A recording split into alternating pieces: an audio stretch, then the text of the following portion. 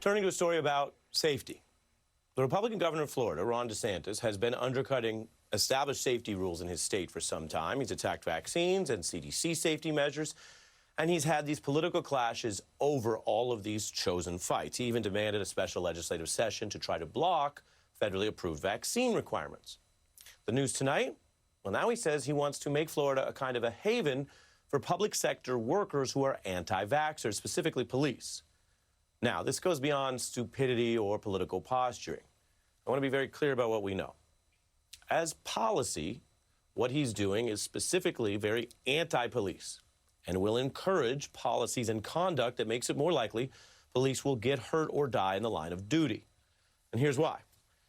We know the facts. Across the whole country, COVID is now the leading cause of death among police, surpassing gunfire. It's a sobering reminder of the many different dangers that police and other public safety workers face. Police are, of course, in a job where they never had the option of just working from home for a while. Like doctors and nurses, police face higher COVID risk just by going to work and going to their jobs. And yet this governor, DeSantis, is pushing in the opposite direction. And he's not just talking. He's trying to use taxpayer dollars for it. He says now that he would add a $5,000 bonus for any unvaccinated police officers who stay unvaccinated and move to Florida. We're actually actively working to recruit out-of-state law enforcement because we do have needs in our police and our sheriff's departments. So NYPD, Minneapolis, Seattle, if you're not being treated well, we'll treat you better here. You can fill important needs for us, and we'll compensate you as a result. Define treat you better if a policy and an encouragement with the money behind it creates a situation where you are more likely to get hurt and die.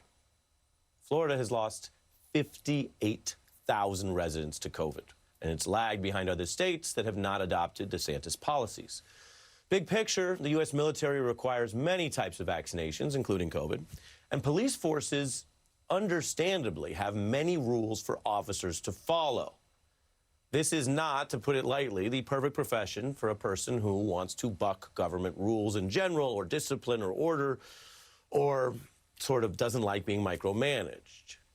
Well-run police forces with good records still have a ton of rules of things you have to follow when you're an officer, for many reasons, including the fact that you are a government employee given this great authority to stop, to search, to use force justified, to use lethal force justified. So with all that in mind, well, there's a different way you can look at it. I just said it all quite seriously, but, well, the same point was made by the comedian on HBO, John Oliver, doing it in his own way just last night.